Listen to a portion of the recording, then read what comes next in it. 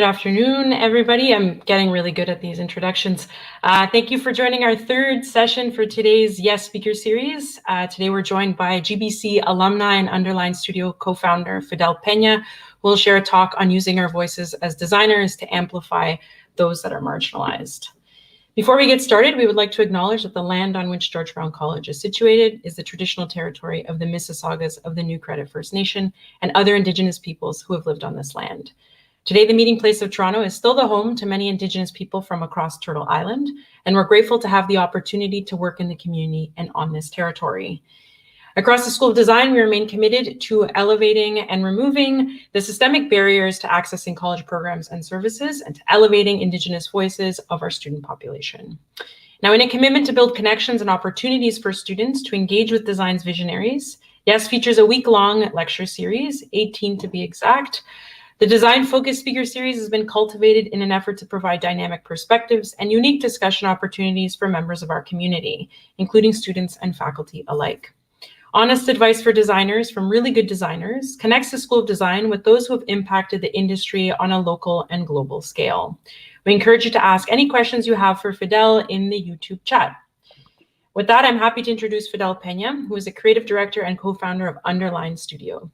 His projects at Underline have included identity and branding for the University of Toronto, the Robert McLaughlin Gallery, Harvard Medical School, as well as campaigns and publications for Google, UNHCR, the UN Refugee Agency, and Audi. Fidel's work has received numerous accolades from across Canada, Latin America, the US, and Europe, including from Communication Arts, the Type Directors Club, Laus Awards, Latin American Design Awards, the Advertising and Design Club of Canada, and D&AD. Fidel has lectured on design topics in Spain, Mexico, and Canada. He was born in El Salvador and is the former president of the Advertising and Design Club of Canada. Welcome, Fidel. Moderating the Q&A portion of today's session is second-year graphic design student Yasmin Faher. Yasmin is passionate about typography and working with letters. She's a curious learner who loves to develop her designer and builder skills in exciting and innovative ways. Yaz is passionate, enthusiastic, and always driven to help others. That is definitely a fact. It's worth noting that Yaz has been integral on the Yes Planning Committee, and I would like to express my gratitude to her for that. Welcome, Yaz. With that, I would like to turn over to Fidel, who will begin his presentation with us. Thank you, Ana Rita. Thank you, Jasmine. Hope everyone can hear me okay. It's a little weird because I'm only looking at my screen and I think you're all seeing me, but this is the new reality we're in. So welcome, everybody, even if I cannot see you. And thank you for joining and for being part of this conversations that are happening this week. I've been able to be part of a couple and I have really enjoyed them. So I hope you enjoyed this one. The talk, like the title says, will be about type or stereotype. I'll explain what the title is about and what I'm going to talk about. But before I'll say that the presentation is divided in two parts. The first part would be kind of like me explaining what I mean by this. So it'll be a lot of slides with text and me talking about this and using some old design work that I really like to say my point. And the second half, which is the longer half, is explaining my personal experience and showing our work and how that applies to the idea I'm trying to explain today. I think this image by Tibor Kalman really explains in a visual way what I'm going to talk about today. He did this as a series of images on race for Colors magazine, and it really is to try to break conceived ideas or stereotypes. So when we talk about type, we're talking obviously about something that we all love as designers, or most of us love as designers. We're talking about printed letters. But we're also talking about a specific kind, class, or group of people or plants or whatever it is that we're talking about. Obviously, for us, it's typography that resonates and makes the most sense. You know, this is a beautiful specimen of Caslin 540 that I found somewhere, and I think is beautiful. Like I look at that and I know this is what type means to me. But then I started thinking about type and stereotype because I read an interview that was done to Forrest Young on the IGA, and he talked about this, about stereotype, that the term comes from a plate cast from a printing surface used to do casts for metal type. And that idea was used then to the idea of using a stereotype for something that we conceive for other people, something that is fixed to a general pattern, the stereotypes we have, whether they're based on gender or race or any other stereotype. So this is what a stereotype originally meant, or still means in typography. So I really like that connection between our terminologies as designers and how that has influenced the way we perceive each other and how we operate in society. And that got me thinking more about being designers and how we use the alphabet. The alphabet is the tool or the technology that we use that becomes that typography and that stereotype. And the alphabet can be used because it is a tool to say whatever we want. So it can be used to say something like form as resign, something that we feel that is absolutely necessary. With design or not design, the alphabet is a tool for us to communicate things that we have within us. And I like that connection, starting to connect those dots. And that led me to thinking that graphic design is a language. It's a language composed of a tool, which is the alphabet, but it is a language, it's not a tool. And I wanted to stress that because so many times I've heard design refer as only a tool. Many times I've had conversations with other creative directors or designers, and they don't specifically say that they see it as a tool of consumption or propaganda or capitalism, but they tell me that design is only meaningful if it's done for client work, that design is only design if it's approved by clients. And I always found that ridiculous, the idea that design can only be a tool, because to me, design is a language and not a tool. And a good example of this is the ridiculousness of the branding for the CIA. First of all, it is not a very good design. It looks like a flyer for a club. And second of all, it's just using design to tell an outright lie, a propaganda. The CIA is not there to defend the United States. It is there to attack other countries. And the fact that they're using the face of a brown man in their homepage is just outright crazy. The CIA has been used mostly to attack and bomb brown and black countries, yet they're using the face of a brown man in their homepage.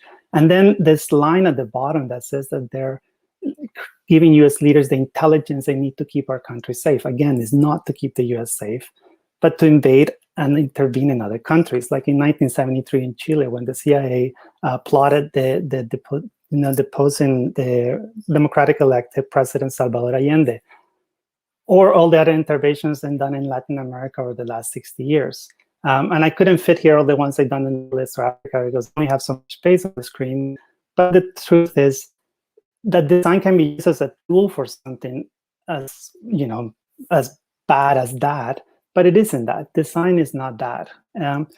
Design is not a tool, and that's the way I conceive it. For me, design is a visual reflection of our minds and hearts. If we want to empty our minds and hearts and only use it as a tool, that's our choice. But to me, design is much more than that. This is a tool. For me, a tool can be that, something that the police uses to oppress other people, a baton, a stick. That is a tool. That is a tool of oppression. This poster by Harold Rudelin is not a tool. This poster is a way of communicating, a language in a visual form of something that is very important. So to me, there is a huge and clear distinction between the two things, a language and what a tool is. And I strongly believe this because I don't think we're consumer citizens or cyborgs. We are referred so many times in the usual narrative. We human beings are referred as only those things. We're talked to as if we're only consumers or citizens of a nation, or almost as if we're not humans, as we're cyborgs, that we just react to certain commands. We all know that we're not that. We know deep down that we're human. And we also happen to be graphic designers as part of that. So because we are human or designers, we should use our language, not as cyborgs or consumers, but we should use it as what we are. And all this, I'm saying all this because, industrial society or modernity has grown thanks to this idea of progress, of an infinite growth. And they've done this, or we've done this, because we've learned to manage everything. We manage knowledge through education, or health through the system of medicine, or the earth through engineering. But what I want to talk about here is that we're also trying to manage creativity now. We're trying to make it into a tool and to manage it into something that is supposed to react and act in a certain way. And is this management of creativity that regulates it and kills it? And that's why I believe there's so much bad work out there because it's being regulated by speak from MBAs and from people who want to regulate creativity, when creativity should not be that. It should not be regulated, and it should not be managed. Creativity can only exist in freedom. And this is the dystopia that MBAs and those kind of people imagine, this idea of this cheap stock world where people are happy by being managed and controlled, which is exactly what design should not be, in my opinion. Now, this is a phrase that maybe some people will not agree with, because they will think that design is meant to be useful, but I don't believe that. I don't believe that it needs to be useful first. Sure, it needs to be useful at some point. If you design a book, it needs to be legible. But I think first and foremost, design needs to be good and beautiful. If it's good and beautiful, it will be useful. That's almost a given, but it shouldn't mean to be useful at first. And that's a fact. I believe that's a fact. For example, you can see that with beautiful design like this magazine cover by Herb Lubalin. It's useful, it's communicating something, but first and foremost, it's a good and beautiful piece of design. That's what makes you want to read it and be a part of it. Or the same with this poster by Newly Brockman. You could do an ugly flyer to advertise this concert, but that would be useful, but that's not the point of design. The point of design is that it should be good and beautiful, and that will make you want to engage with it and be a part of it. And that led me to thinking that also as people, we're not meant to be useful. We can think of our lives having a purpose if they're useful, but not really. I think ultimately we are meant to be good and beautiful people. That's what makes us useful ultimately, but it should be our purpose. And all these thoughts kind of are condensed really nicely in this quote by a writer I'm obsessed with, and I believe has said a lot of truths about our modern lives, Ivan Illich. And he said, "A beautiful and good life is a life of gratuity, not of purpose, inspired by the other." And it's that last part of the quote, the other, that I concentrate on, because we're not silo, we're not individuals, we're part of a social construct, and that's what makes and gives meaning to all the work that we do. This photo of a migrant family in the US-Mexican border, I think exemplifies what I'm talking about in a beautiful, potent visual way. You see the parents looking into the United States from Mexico. I don't know if they're Central American or Mexican, but they're looking into the privileged life we have on this side of the world. And they're looking in and thinking about how they can cross and they can become part of this privileged life. But what I find the most powerful about this photo is the little child is looking back at us. He's gazing at us. It's the other gazing at us and asking us to be part of that, and asking us to not be useful, but to be good and beautiful. That's the whole point. And as humans, we're made of memories and experiences. So this is leading us into that second part of the talk that I was telling you about. All this conversation that I'm having here is ultimately created individually into our memories and experiences that we have. Each of us have very different memories and experiences, wherever we come from, what our race is, or whatever it is. That's what makes us people. And yes, we need to earn a living, and you're going to be leaving school soon, most of you as graduates, and you're going to have to make a living. And I do that every day, and we do work for clients because of that part of life. But I think more importantly, we need to remain human and communicate our experiences. And we have a gift, which is graphic design, to do that. That's our language, and that's the way we can communicate ourselves. So I've been saying all this and talking to myself here in front of the screen saying this because the point I'm trying to make is that you should not lose your voice, not to consumerism or comfort, or liberalism or patriarchy or white supremacy or any of these ideas that your voice should remain your voice, and that you shouldn't lose it. And as designers, we should look at designers who've done that work and that haven't lost or didn't lose their voice, like Felix Beltran, Cuban designer who did a lot of wonderful political posters, or David King, a British designer who never stopped doing wonderful posters for social justice movements. And I thought, looking at the screen and doing this presentation instead of being in front of people, I also thought that we shouldn't let screen images tell us how to see and what to see and what not to see. So easy to get lost in front of screens and let the screen tells us what to think and what to see and what not to see. And then, because I was born in El Salvador and we can have voices unheard, I think we need to make sure that our voices are heard, whatever, especially if you are from a community that the mainstream does not care about or even know it exists. I think in that sense, it's even more important to make your voice voice heard. This piece of graphic design, this poster, this protest poster, I think says that in a much better way that I could say it. It reasserts the existence of people who at that point were not even seen or acknowledged to exist. Because ultimately, we exist, whoever we are and wherever we come from and whatever our background, we do exist and we know it, and we need to be acknowledged of our existence. And we also have a voice. We all have a voice, and we should use it, and we should make sure it is heard. And then we should use our voices wisely, I think, and we should use them to inspire strength, resilience, and most importantly, I think, inspire hope. I think that's the most important part of what our voice should be. This photo is a photo of the funeral of a man that I'll be speaking about a little bit more right now. His name is Oscar Romero. He was a Salvadoran archbishop.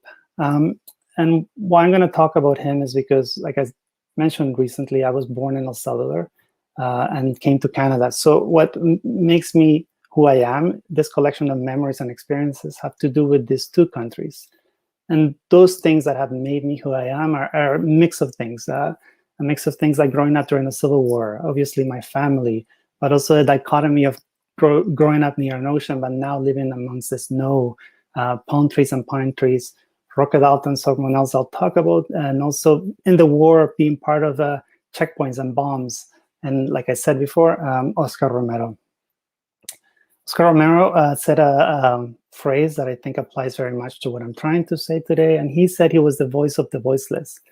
And the reason why he said that is because he was a priest and archbishop who advocated for the poor of El Salvador. And he did it in the late 70s, in a time when the people were getting repressed and killed by the military by the hundreds. And he did it fearlessly. He knew that he was going to get killed for doing that. And eventually he was murdered by the military in 1980. This poster that I did about 6 years ago, was the first piece of design, I think, where I started really using my voice, and it was totally inspired by him. He was going to be beatified by the church, which means he was going to be canonized and become a saint, which obviously has religious importance, but also has political importance, because he had been murdered by the military, which takes orders from the wealthy of El Salvador, who are Catholic people. So these people who had murdered him were facing the reality that this person they murdered him was going to become a saint by the same church they went to. So this was a very significant moment in the history of El Salvador. It was going to be an event held in San Salvador, and about 200,000 people were going to go. So I just had this dream. I couldn't go to the event, but I had this dream that it would have been amazing to do a poster that people held at the place, and that if it was printed on newsprint and handed out everywhere, everybody would have this poster along his faces, and it would be an amazing thing. I couldn't go, but we shared it on social media, and people responded really well to it. So that inspired us to do posters for 4 different martyrs of the Civil War in El Salvador. This was done for 4 Jesuit priests that were killed at a university in El Salvador in 1989. And that grew into a newspaper. And it's our first newspaper that we produced in 2015. And it collected the stories of these 4 different martyrs in a newspaper, a publication. And we explained who these people were. And then we started trying to see what to do with this newspaper. We gave it away. We tried to have this voice heard and have it given away to people. And we did give it away to some people. But we learn a lot from this lesson. We learn a lot that it's not just about publishing something, but to also give it another meaning beyond just publishing for publishing. So that takes us to Roque Dalton, who I also mentioned earlier, and our second publication. So Roque Dalton was a revolutionary poet, probably the best-known poet of El Salvador, who wrote a lot of beautiful and very powerful poems about being Salvadorian or our history. And there's a line in one of the poems that I love. It says, "I believe the world is beautiful for everyone." And it inspired the title for our second newspaper, which was called Everyone El Salvador. And this newspaper was about the massacres that have occurred in the 20th century in El Salvador. But for this newspaper, we knew it had to be more than the previous one. So we did a Kickstarter campaign. And in the Kickstarter campaign, we explained what the point of the newspaper was. There were 4 posters done for 4 different massacres, again, to try to tell the history of El Salvador, to try to do it in a very graphic way, to try to connect to people in a different way. But the whole point of the newspaper was to raise funds for Pro Búsqueda, which is an association that looks for missing children or children that were missing during the Civil War and reconnects them to their families now. A lot of these children were adopted by foreigners, and this association reconnects them now to their families in El Salvador. So this campaign was successful, and we were able to raise about $8,000 for this association. So this taught us that gave more meaning to these publications, that besides telling the history of El Salvador, we could help other people, which took us to our third newspaper, which this powerful photo of Honduran migrants trying to cross the border and being pushed back by the system or by the military is very poignant, and I think it's very powerful. And I've been troubled by the whole history of Central American migrants for years, because I'm a privileged one, but I know what it means to be an immigrant. So this was a newspaper that we created a few years ago, and it's all about the experiences the Central American migrants go through in trying to make it to the United States. It talks about different massacres and how they have to cross in the Beast, which is a train that crosses Mexico. And some of the most beautiful experiences of doing these projects have been partnering or contacting really good writers and poets and artists and asking them to let us use their work for these newspapers. And this newspaper was done to support the work of Hermanos en el Camino, which is an association in Mexico that helps migrants as they're crossing there. And again, it was a really wonderful experience. It's amazing how people connect with you when you want to help others and how they are so willing to let you use their work.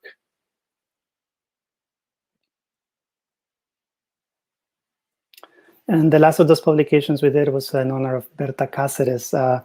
She was an indigenous leader in Honduras who was murdered in 2016 for trying to defend the land, an environmentalist. And I think it was a really tragic moment in the history of Central America and probably in the world, I think. And I was just so shocked how it was so little talked about in the media. And I came across these beautiful photos by Luis Mora of flowers.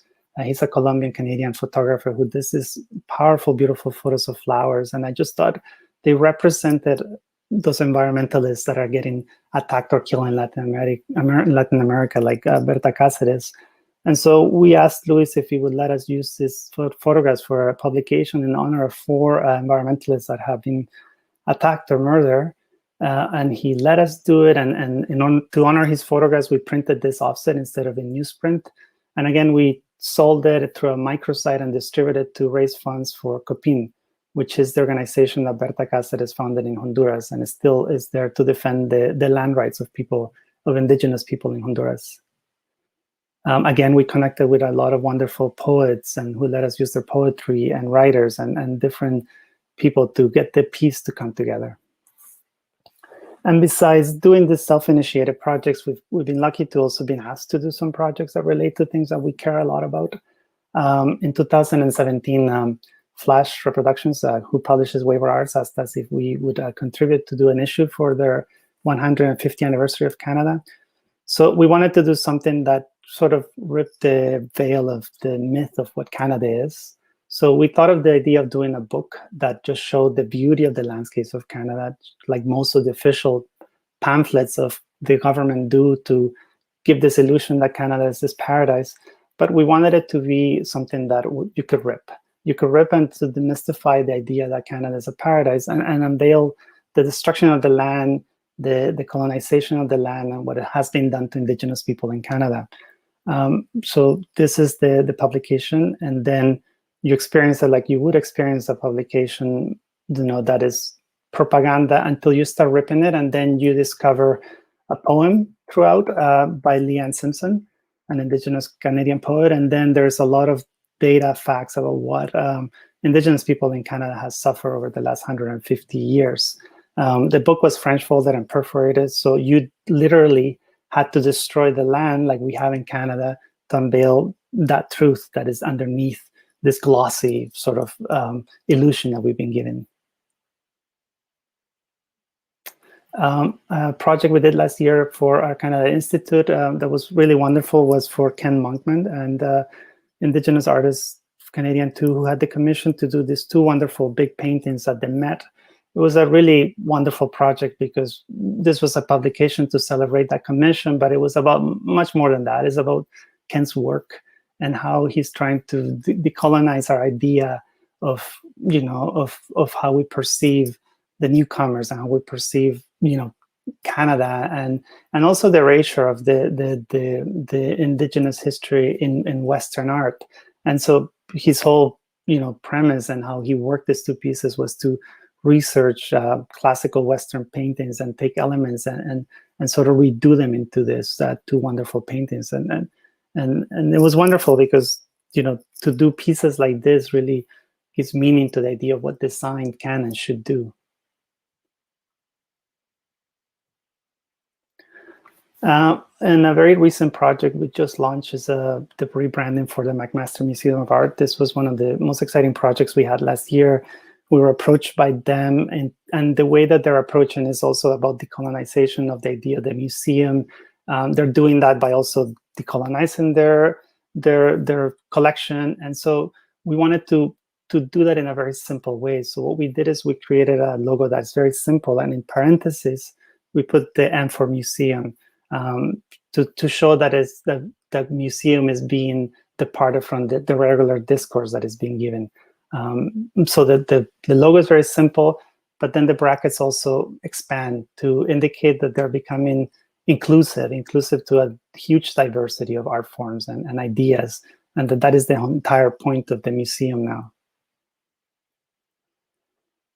So the brand is being applied to all different touch points, print, as in ads, but it's being launched only virtually right now because of the lockdown. So right now it's mostly existing as a website and in their social media, but it's been a very exciting launch of a brand because it really portrays a lot of the things we believe in, and we're so glad that they also believe that design can be a very integral part of the story they want to tell. We're really hoping that by the fall, when they reopen again, all the different touch points that we've designed can be applied across the board.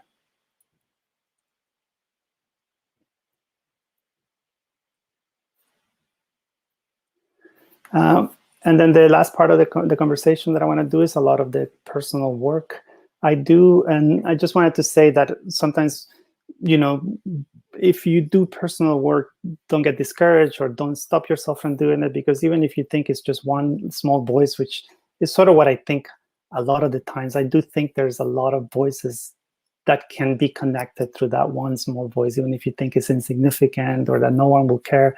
I've learned through the years of doing this type of work that it does connect you to other people, and that connection is really important.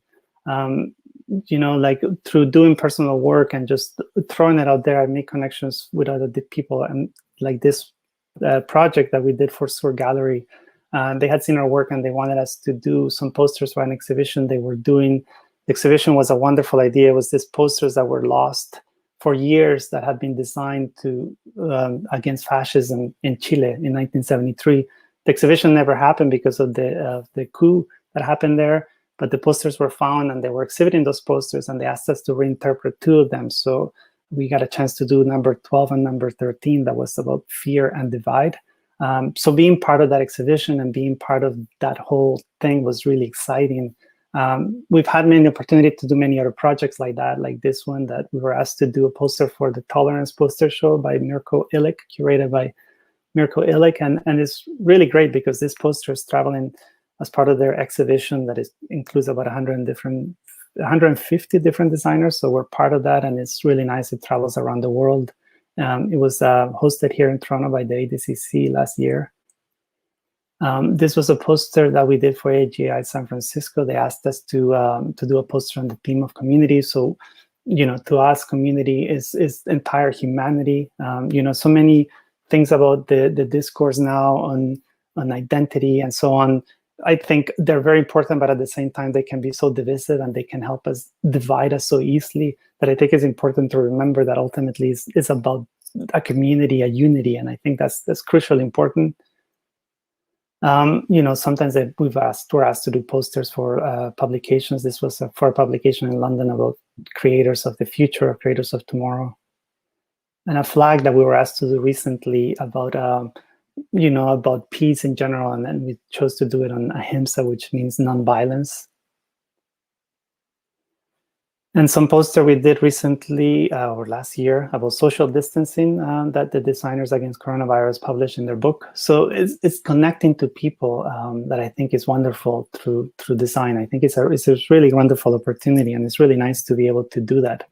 And that doesn't stop me, even if I wasn't connecting to people. I think it's sometimes it's about just communicating about the joy of being alive in the moment, and I think that joy can be anything. It can be joyful, but it can also include our pains and mysteries.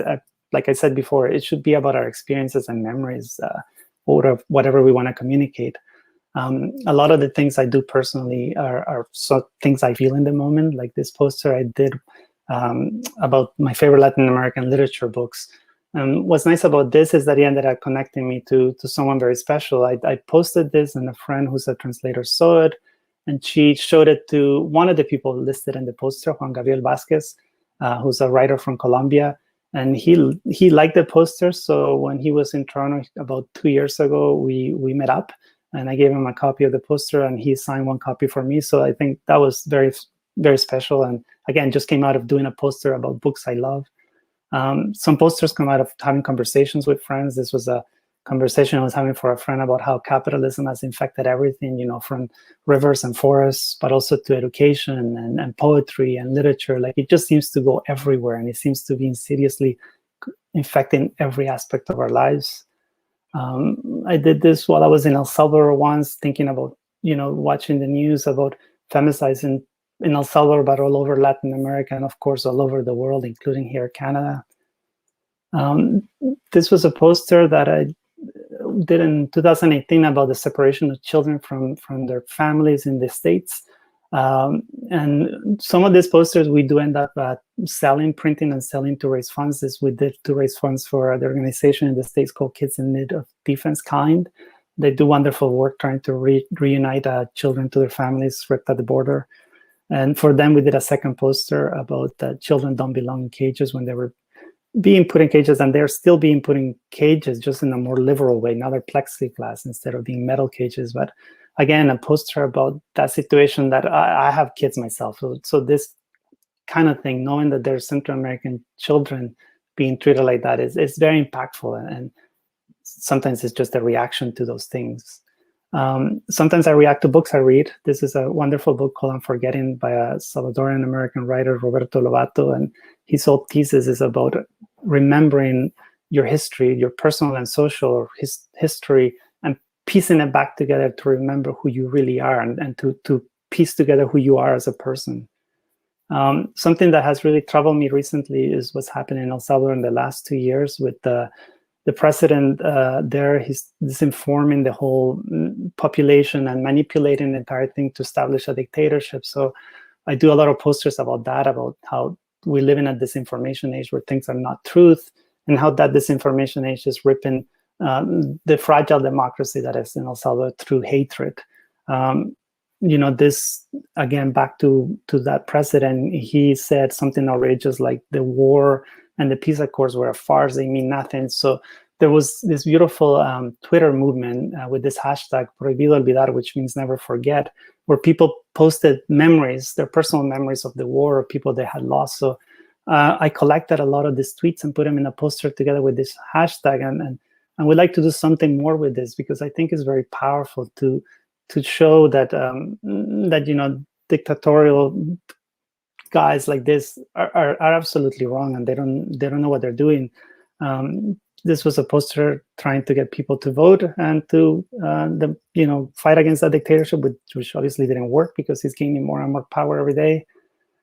And one poster in one moment of frustration where I just said, he's just a fascist. That's basically what he is. I really do believe he's a fascist, and it's troubling to see things like this. It's not just happening in El Salvador, but it's happening in many parts of the world. This was a poster done in response to the killing of George Floyd and the race riots last year. Poster about how the border is a wound, according to Gloria Saldúa, a wonderful Mexican-American writer.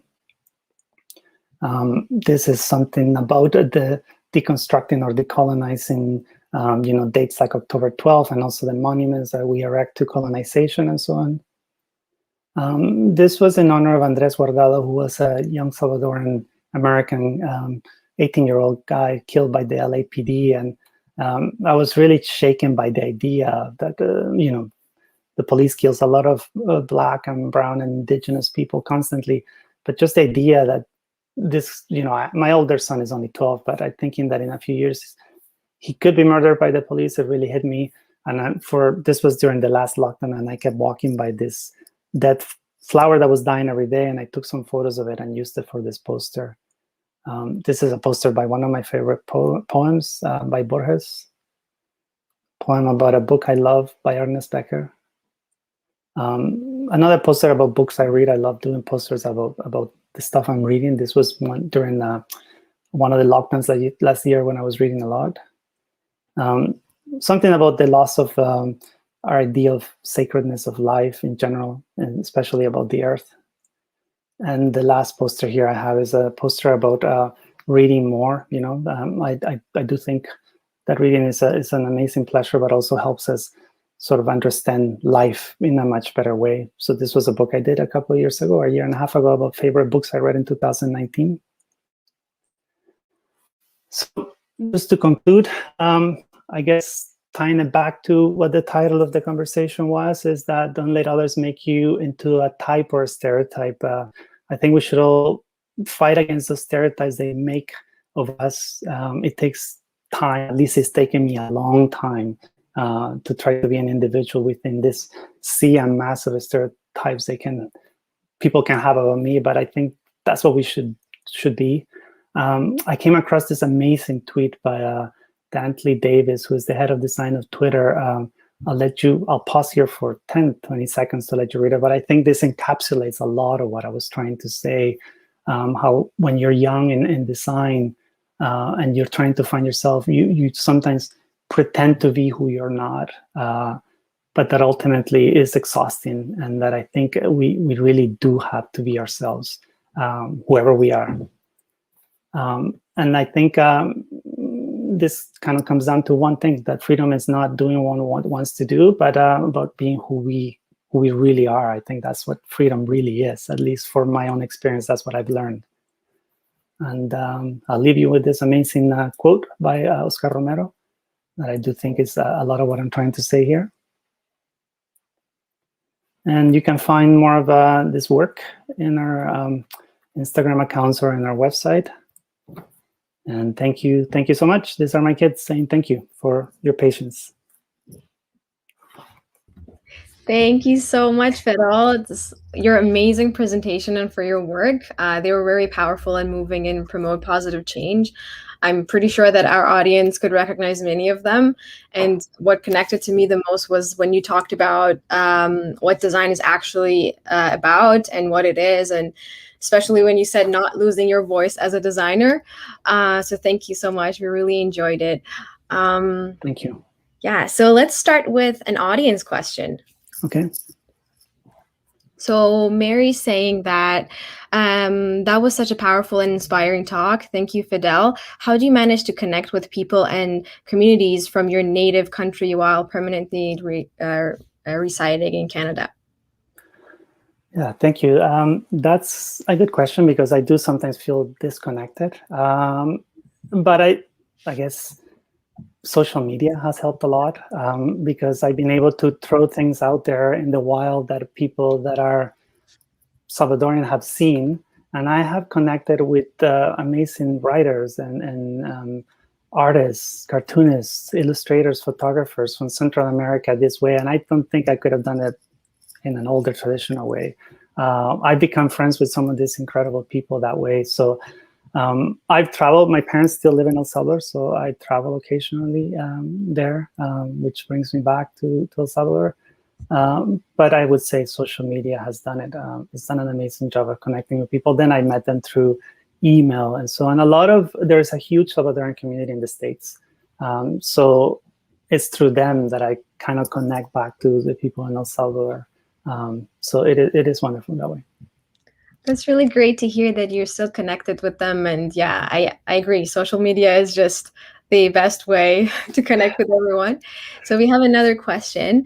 So thank you, Fidel. Was really looking forward to this talk. It is so powerful. I am also from EI Salvador and an immigrant in Canada. Representation matters. Your graphic design work really speaks to me. Yeah. Great.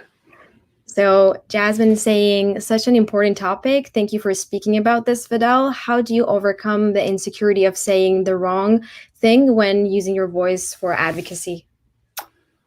Thank you, Marcela and Jasmine. First, hola to Marcela, and thank you for your message. And Jasmine, that's a very important question. I think is really difficult. Somewhere in the talk, I said that we shouldn't care sometimes, but of course, we should care. We should still speak out and have our voice. But yes, I have said the wrong things before, and I've had to, pull back and apologize if I had to. You have to be very careful, I guess. Do research as much as possible to make sure you're not saying the wrong thing. Speak from your heart, though. I think ultimately it's about speaking from our heart. I think if we are very honest and we speak from our heart, most likely we won't say the wrong thing. Yes, make sure you check that, make sure you're not offending anybody. But I think if you're speaking from your heart, you will say a necessary truth. And I think that's all I can say, because I've noticed that whenever I've done work that really speaks from my heart, it's been well received. Some of the political work I'm doing about El Salvador won't be well received sometimes, but I know from those people that hate it, that they will hate it anyway. So I don't care about that. But I think if you speak from your heart, you will make the right connections, and that's what matters. Yes.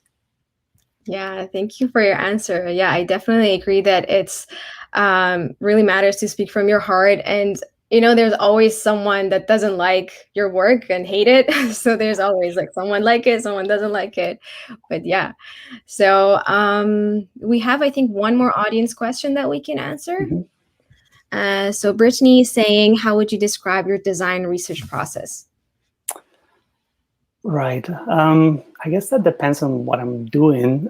If it's a big branding project like the McMaster Museum one, we will do all the research we need to do about the organization. We'll sort of write a brief about who they are. We'll ask a lot of questions about what they want to say. We'll have conversations, and then we'll read. We'll read if they publish work. We'll read their work. And we'll read related things, and then we'll also look at other design work out there to make sure that we're not doing anything similar to what other people have done in their world. And then we start. That's our research, and we start thinking of ideas. It's so hard virtually, because when we're at the studio, we can sketch ideas and we can brainstorm around a table and talk as a group, and the ideas kind of grow from there. When you are virtually, and we try to do it with the designers, it's done, but you're interrupting each other on a Zoom call, and it's just not as the same. But the research is there. So basically, it's a lot of reading, a lot of looking. And when I'm doing a quicker project, a personal project, if it is a bigger project like one of the newspapers, I love that research because it's reading about a lot of things that I care about. So I remember doing some of those projects where I would read 10, 20 poetry books about poets I love to pick the right poems. That kind of research is like the most fun thing I could think of doing. So that's some fun research to do out there. Yes. That's incredible. Okay, great. So now I can ask my questions. Okay.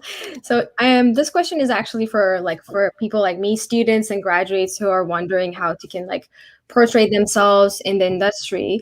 And you mentioned that designers should not lose their voice.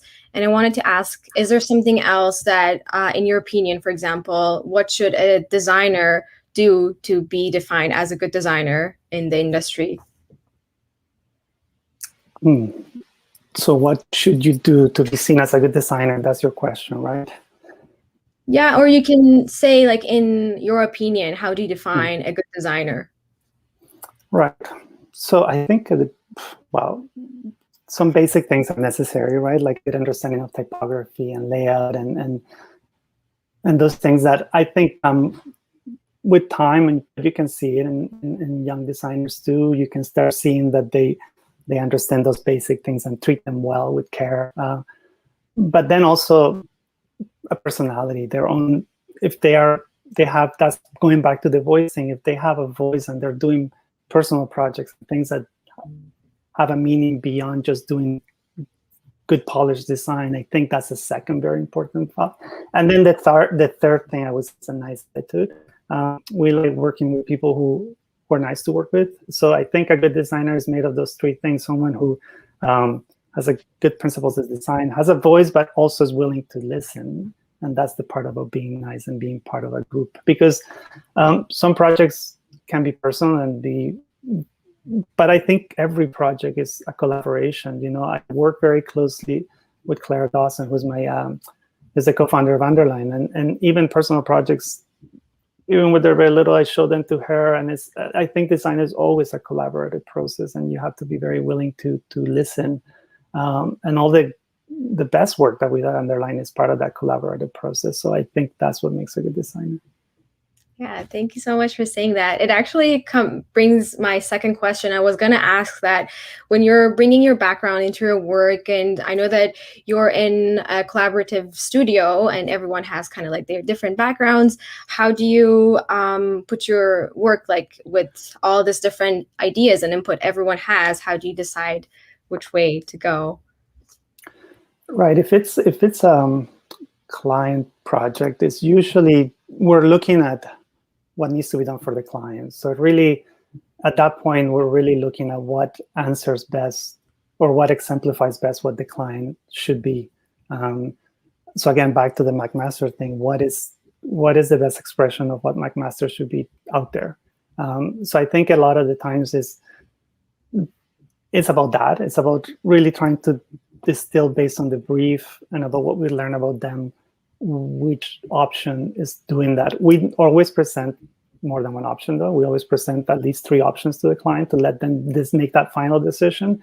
But we might be working on 5, 6 options and bring them down to 3 or so to let them choose. So I think it's a matter of back and forth. And what I was saying about working with Claire, we've been working together for 16 years, and we respect each other in that way because we show each other the work.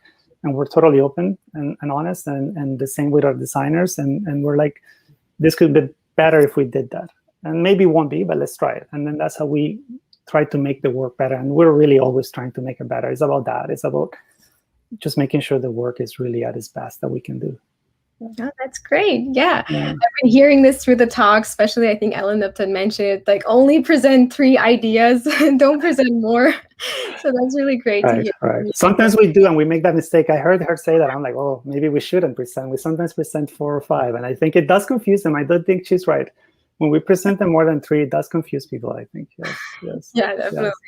Yes. So we know that you worked in Concrete and then Pentagram, and then you had your own studio with Claire. Mm-hmm. So as students and like graduates, we have this dream of one day we might have our studio, and you know, so at one point of your career, you realize that, yeah, I'm now ready to have my studio. Right. It's an interesting question because I've answered it a few times, and it's the truth. I did not think about having my own studio until a few years into it. I remember when I first finished school, I really wanted to work for specific people. Concrete was one of those studios, and I was very fortunate to eventually get a job there after a few years out of school. It took me a while to get that job. But once I got that job, I was so happy to be there because I was learning so much, not just from John and Didi, but from other designers. And then having the opportunity to go to London and work at Pentagram, I learned so much again. During those years, I wasn't ready. It wasn't only until about 10 years after school, I was at another job where I didn't feel like I was learning anymore. I really didn't feel like I was growing. That's when I knew. When I didn't feel like I was growing. But up to that point, I could see my work getting better and better by what the creative directors were telling me. And I was just absorbing that. And I was just so happy to be there. Yes. That's incredible. Wow. Okay. Now I know what to do. And it might take some people, it might take them less. I've seen people who 3 years into it, they're ready, like friends of mine own this studio called Mucho in Barcelona, and I met them in Pentagram. I think they worked for 4 years only, and they started Mucho, and they've been highly successful. So it takes some people less time, but I really felt like I needed longer. Yes. Wow. Okay. Yeah, that's great. I mean, you're really successful, and this is such an inspiration for everyone. So one last question, because I think we have 5 more minutes. Okay. You have been in industry for more than 25 years, I think. And yes, I'm an old guy, very old guy. Yeah. No, it's great. And because you're also a GBC alumni, and I wanted to ask you, what is the advice that you can give to someone who's graduating this year, or all the students that are in the process of learning, if there's an advice that you can give them? Yes. I wish I would have had better advice. Maybe when I graduated, I was in 95. Or maybe not, because I was a stubborn young person. I didn't want to hear. But I think it's about being confident, not too much, because you don't want to not be able to listen to people, like I said. But I was not very confident when I finished school. I really did not think much of my work. I didn't think, I could. So I didn't have the confidence to approach the studios I really wanted to work with. And even when I did, I wasn't confident enough to do it in the right manner. So it's not until 3 years after I finished school when I started gaining a bit of that confidence, and then I started approaching studios, and I learned how to approach them. I did promos back then. It was printed promos, and I researched a lot about what the work they were doing and why I wanted to work for them. So I sent them personalized packages, letting them know how much I love the work and how any opportunity would be great for me, even to meet them. So it was just about meeting these people and letting them know that I wanted to work for them. And so I sent those promos, and I did meet some people, but nothing happened. And it was not until 6 months later that Concrete contacted me and said, "Oh, we're interviewing. Would you like to come?" And I got the job like the day after. So I think that having some confidence and having to know that you should try, that even if it doesn't happen now, if you really want to be in one of the studios, if you have the confidence and you do go the right way about it, I think something good will happen. Something good will happen for sure. Yes. Yeah, that's really great. Oh my God. You exactly said the same thing that I really struggle the most. It's like I'm not confident with my work. And, it kind of connects to being perfectionism as well. You're never really happy about your work. And because we still have a little bit of time, so let me just ask this question. So do you believe in something such as perfectionism, or like something that it needs to be perfect? Yeah. Kind of yes and no. In a way, I do believe that the work should be as perfect as possible. So we get obsessive and about the baseline grids and about the things that no one will notice, turning a letter or something, but that we think makes the work so much better. But it can be perfect. I've also learned through the years, when I was younger, I believed you could be perfect in the work. And I've learned, and I've seen young designers do that now, and they get so frustrated thinking it can be perfect. And I've learned that it cannot be perfect. It can only be, you can try to make it very good, but there's a point where you kind of have to let go. And that's very important too. Yes. And you know what? Doing these personal things where I post things sometimes that I know they're not perfect, it's very liberating. Because I'm like, that was not perfect, but I don't care. Like I needed to say something and I did it, and that's enough. And that's kind of liberating. Yeah, I think the challenging part is like to stop yourself and be like, okay, that's good enough. You don't want to go forward. Yes. So I wanted to still keep you here and ask another audience question. Okay. Yeah. So Soph is asking that, she's saying that amazing perspective. How do you avoid getting overwhelmed when doing a lot of work that you're emotionally involved with? It's a great question. Yeah, it's a great question. I don't. I don't avoid getting overwhelmed. I do get and then I have to stop because I do get overwhelmed. Like doing some of those publications when I was dealing with a lot of the things with the migrants, when doing those projects about the Central American children at the border, now doing the stuff that I'm doing about the Salvadoran political situation, it's overwhelming. And the only way kind of detached from it is my kids, reading, try to read other things that don't have to deal with those issues. Sort of like almost like like being a monk, where you try to find some silence within you. That's the only way, I think, because it is overwhelming. But I think it's inevitable. You kind of have to face those things, and it will be overwhelming. And that's the only way to deal with them, I think. Yes. Yeah, that is very true. Thank you so much, Fidel, for answering all of our questions. We're really happy and to have you here with us. I just wanted to mention that if you haven't RSVP'd for the next talk, please do. It's with New, and please follow our yes.schoolofdesign.ca to RSVP for the other events, and our Instagram account, SOD. Yes. Thank you so much, Fidel. Thank you. Thanks, everybody. You too.